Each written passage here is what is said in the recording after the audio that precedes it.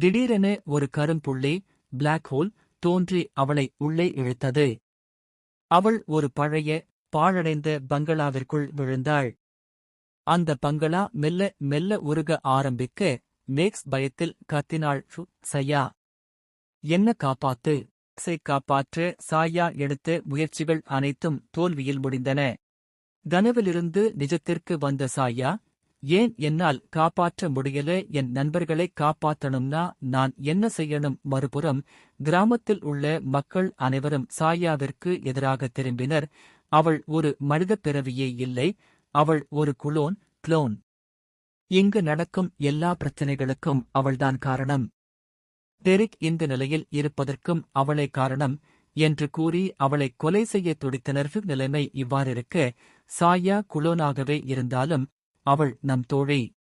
அவளை நாம் மீட்டெடுக்க வேண்டும் என்று எலி உறுதியாக கூறினாள். அவளுடன் பீட்டர், ஜூலி, நாதப்பன், சாயாவின் அக்கா மற்றும் பீட்டரின் அண்ணன் ஹென்றி என அனைவரும் இணைந்து சாயாவை காப்பாற்ற தயாராகினர். அதே சமயம் சாயாவின் அம்மா தனது சிறுவயது நண்பரும் காவல்துறை உயரதிகாரியுமான வில்லியம் பெர்னாண்டஸை சந்தித்தார்.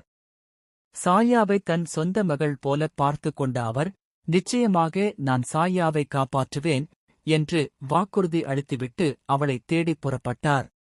எல்லாரும் மன்றத்தில் ஒரு கேள்வி, சாயா எங்கே இருக்கிறாள? அவளை எப்படி கண்டுபிடிப்பது? அடுக்கு ஒரு வழி இருக்கு. தன்னை காப்பாற்ற தன் நண்பர்கள் வருவதை தெரிந்து கொண்ட சாயா, அந்த பயங்கரமான கொடூர மிருகத்திடம் இருந்து அவர்களை காக்க தன்னை தயார்படுத்திக் கொண்டாள். சாயா தன் சக்தியை உணர்வாளா? மேக்ஸுக்கு என்ன ஆச்சு? உயிருக்கு போராடும் டெரிக்கையும் ஆபத்திலிருக்கும் நண்பர்களையும் சாயா எப்படி காப்பாற்றப் போகிறாள்? சாயா உண்மையிலேயே ஒரு பெண்ணா அல்லது அவர்கள் சொன்னது போல ஒரு க்ளோனா? விறுவிறுப்பான அடுத்த பாகத்தில் பார்க்கலாம். காத்திருங்கள். தேங்க்ஸ் ஃபார் வாட்சிங்.